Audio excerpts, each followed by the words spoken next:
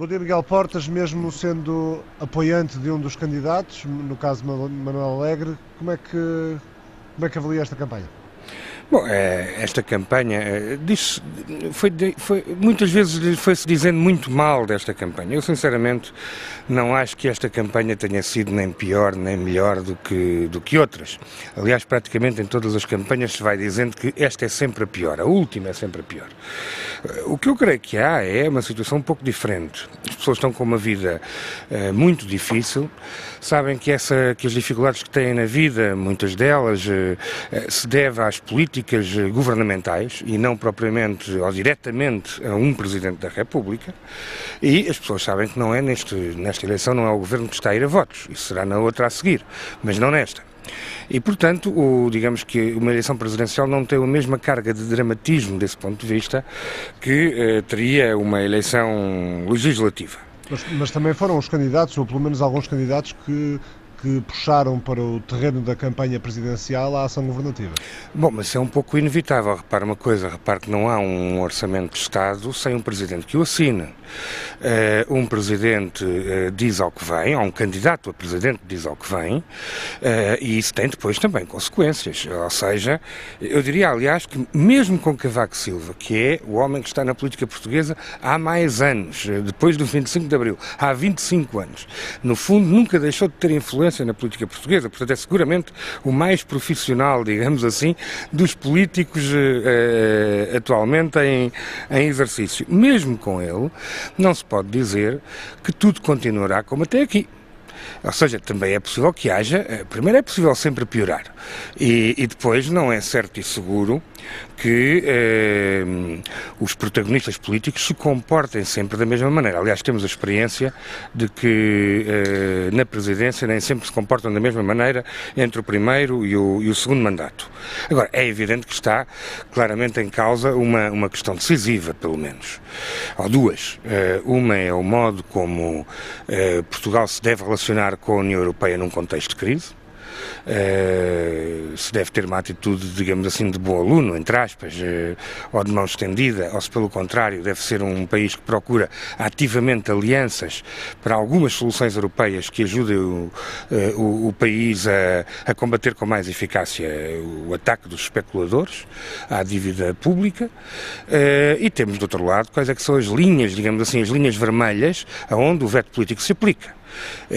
E desse ponto de vista aí, Manuel Alegre tem sido muito claro, no Estado Social ou na ideia de um Serviço Nacional de Saúde universal, que sirva para ricos e para pobres, porque se não servir para ricos acaba por ser um péssimo Serviço Nacional de Saúde. Eu creio que aí também as linhas divisórias foram claras. O que esta campanha trouxe foi, em todo o caso, algumas novidades e até algumas novidades um pouco picarescas. Por exemplo, nunca se tinha feito, que eu me lembro, uma sondagem, como a sondagem que saiu em meados desta semana, aí de uma rádio da concorrência, deva dizer-se, e de um diário, uma sondagem com 218 entrevistas telefónicas. A da Universidade Católica para a Antena 1 tem 3.000. Tem obviamente uma outra seriedade. Agora, com 218 entrevistas, aquilo mais parece uma sondagem feita na herdade da coelheira. Quer dizer, entendamos sobre aquilo de que estamos a falar, porque ainda por cima nem todas essas entrevistas diziam em quem votavam. Obviamente que depois houve outras sondagens um pouco mais sérias, mas há uma enorme dificuldade com todas as sondagens que saírem.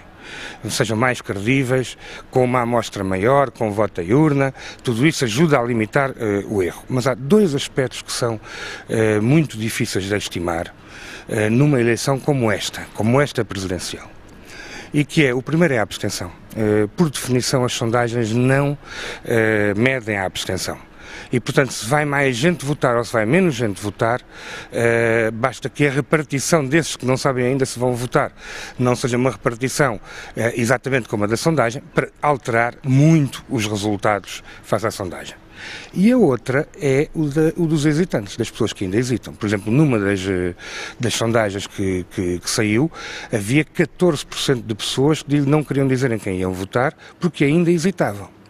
é muito pouco provável que essas pessoas estejam a hesitar numa proporção igual de 50 e tal por cento ou 50% para Cavaco Silva e os outros 50% para o resto. E é com base nisso que ainda acredita na possibilidade de haver uma segunda volta? Eu acho que a possibilidade da existência de uma segunda volta nunca esteve fora de causa, a não ser mesmo em sondagens que não podem medir estes aspectos. Repare que há uma tendência, a tendência é para se reelegerem os presidentes que fizeram o primeiro mandato. Essa é, digamos assim, a tradição, mas a tradição só se projeta no futuro se as condições políticas que foram determinando essa repetição se continuarem a existir hoje. E hoje Portugal está confrontado, de facto, com dificuldades, como eu creio que não tem há algumas décadas, mesmo superiores àquelas que houve em meados dos anos 80 e que, enfim, as pessoas mais idosas ainda se lembrarão de como foram anos difíceis e, portanto, desse ponto de vista, eu devo dizer que não estou nada seguro sobre se haverá ou não haverá segunda volta. Acho que isso é o que as pessoas vão dizer no domingo e pode haver surpresas a esse nível. Obrigado, Miguel Portas, e até segunda. Tá, até segunda-feira. Até.